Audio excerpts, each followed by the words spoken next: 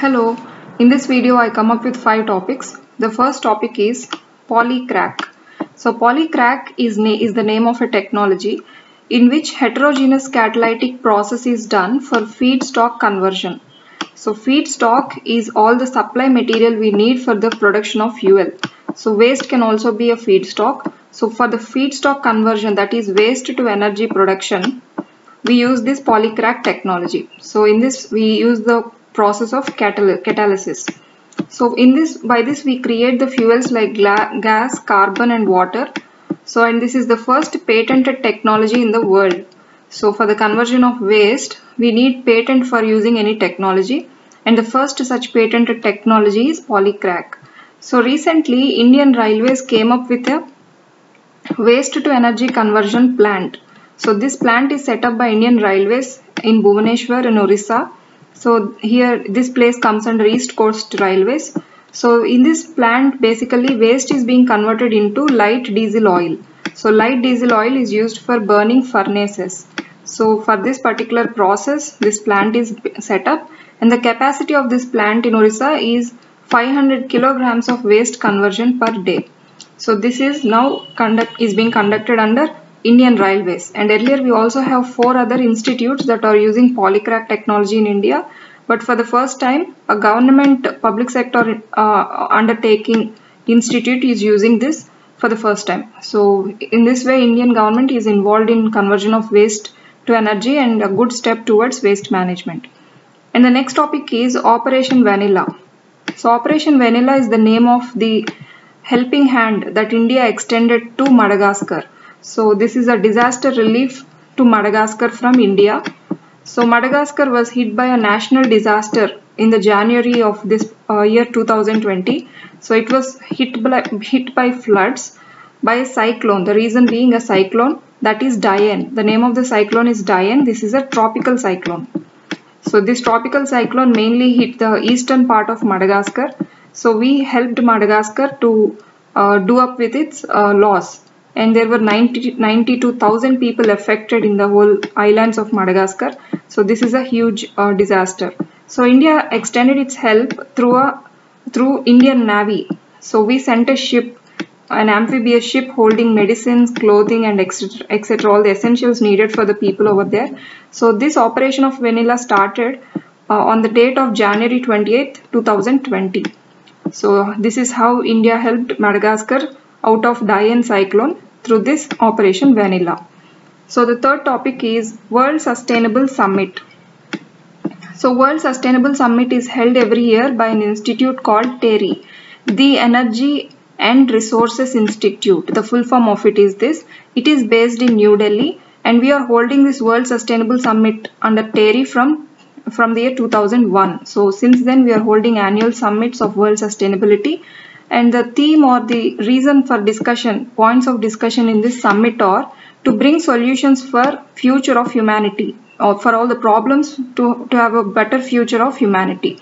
And the theme that is presently in play is towards 2030, making the decade count. So this means that we need to do some visible progressive work for having a good future for the humanity. So the target year being 2030. So to know something about TERI, it was established in the year 1974. When it was established, it was called Tata Energy and Resources Institute. So this was its initial name, but in the year 2003, the name got changed. So it was renamed as the Energy and Resources Institute. As its scope widened broader, we called it as the Energy and Resources Institute. So this is about World Sustainable Summit in India. And the next topic is International Day of CMVH. The full form of CMVH is Commemoration in Memory of Victims of Holocaust. So this is the full form of it, International Day of Commemoration in Memory of Victims of Holocaust. So Holocaust, the meaning of Holocaust is genocide.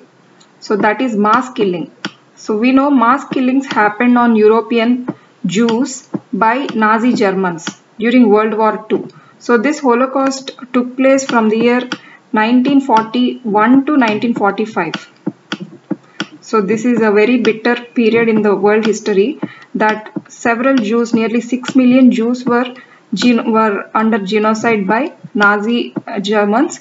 So to remember all those victims, we are observing this January 27th as commemoration in memory of victims of Holocaust Day. So this is basically because of the tragedy that took place in Second World War. We know Second World War was from 1st September 1939 to 2nd September 1945. So this is being conducted by UNESCO. So UNESCO is organizing events in this view in this particular year of 2020 because this marks the 75 years of something that happened in during the World War II. That is liberation of Auschwitz-Birkenau.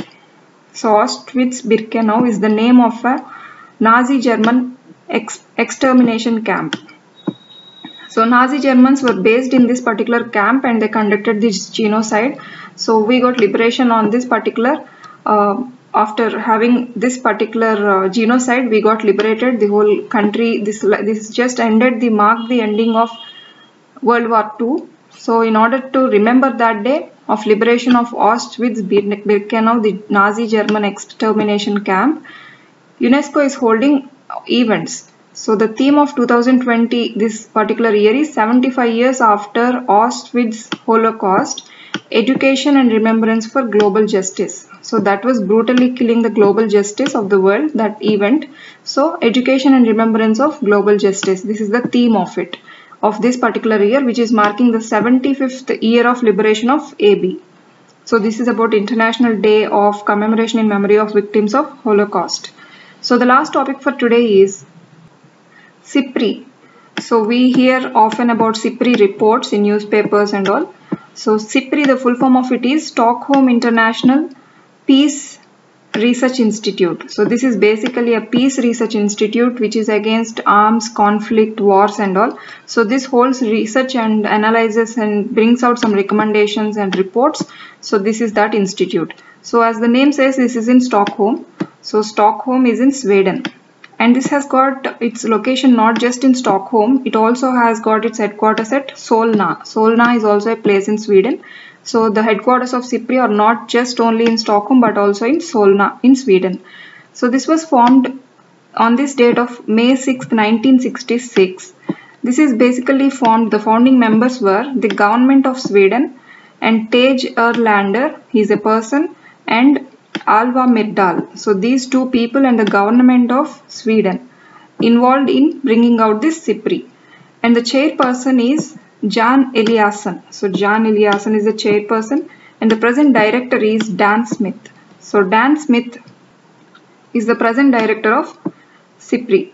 So what does this do? This analyzes and brings out various recommendations against war and conflicts. I told you that this is working. So this analyzes and recommends certain things regarding the topics of armed conflict, military expeditions, arms trade, disarmament and arms control of countries.